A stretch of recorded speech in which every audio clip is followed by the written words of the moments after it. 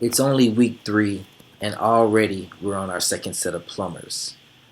But nevertheless, the new guys have come in, they've gotten the slab open, they've gotten the lines exposed, and now they can really see what they're going to have to do to move this thing forward. Okay, so this is week number 3 of construction. And what we have here today is where the plumbers have come in and jackhammered through the slab in order to get access to the incoming plumbing that runs in from the water meters. As I mentioned in one of the previous videos, these apartments were vandalized. Someone came in and cut all the copper, and they cut them all the way down to the slab. So these guys have come out and they've jackhammered down. They've exposed these lines, and we're currently just awaiting them to come out, cap these off, plug the meters in, and check for leaks. So that's where we are, and that's really what we have on the agenda for our plumbers this week.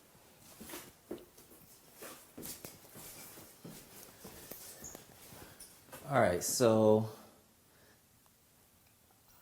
inside one of the units here. We just recently had a resident move out of this unit, and I've been asked by the manager to come and take a look at some of the appliances just to see what kind of condition these things are in when people move out. And this one actually doesn't look that bad, but we have had quite a few problems with just stains that get down into the bottom of the range, even though it is a self-cleaning type oven. That stain is really not an appealing thing, and I think we may have found a solution. We're going to start to use pans in the bottom of these ranges, and we will plan to change them or at least check them with our quarterly inspections along with our air filters. I think that's going to be the solution to this problem. At least it's something that may save us a little bit of money in appliances. So.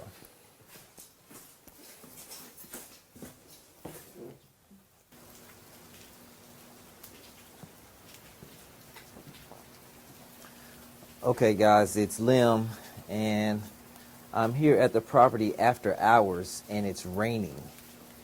And there's something here that I want to point out to you guys since it is raining, and I happen to be here tonight. And this is a prime opportunity for me to put something together real quick just to show you a problem that we have here, and hopefully down the road somewhere along the way it may help you. So let me just show you what we have here tonight. So this is a nice pan shot of the property here at night. It really lights up well. I really like the way this looks after hours, the light schemes. The building lights are not on right now, but that even just adds more to the ambiance here. But as you can see, this is just a nighttime shot of the property. And it is raining out here, and this camera equipment doesn't do well in rain, so I'm not going to be here very long. But the problem that I want to point out to you guys is right here. Fairly large puddle of water that is collecting here next to my sidewalks. And you can see in the center right here is where we try to dig that out and let the water run underneath that.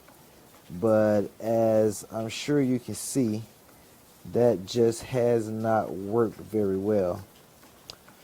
And I am actually open to suggestions.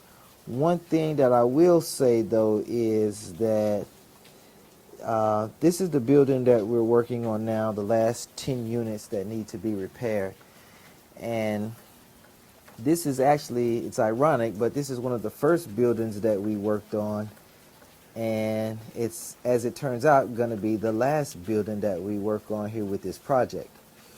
And the first thing that we had to do with this building is prevent water from running inside the building. When I bought this property, when it would rain like it is today, water would actually uh, rise high enough on this property to run inside that building. And so what we had to do was create a trench. We had to level the ground. There was a tree there. We had to cut the tree, but we also had to level the ground and have just a little Roman Empire sort of trench. Kind of looks like a sidewalk, but that runs all the way up the front side of the building here. And what that trench does is it collects water as it runs downhill towards that property, and it collects it in that little concrete trench and trenches it around the building there. So that has worked out quite nicely. I am curious to see what kind of solution we're going to have to come up with this, because it's getting to be a real problem and people are not even parking in this area. The parking is getting a little tight around here as it is. So we're really going to have to take a close look at this with the guys and figure out what we're going to have to do.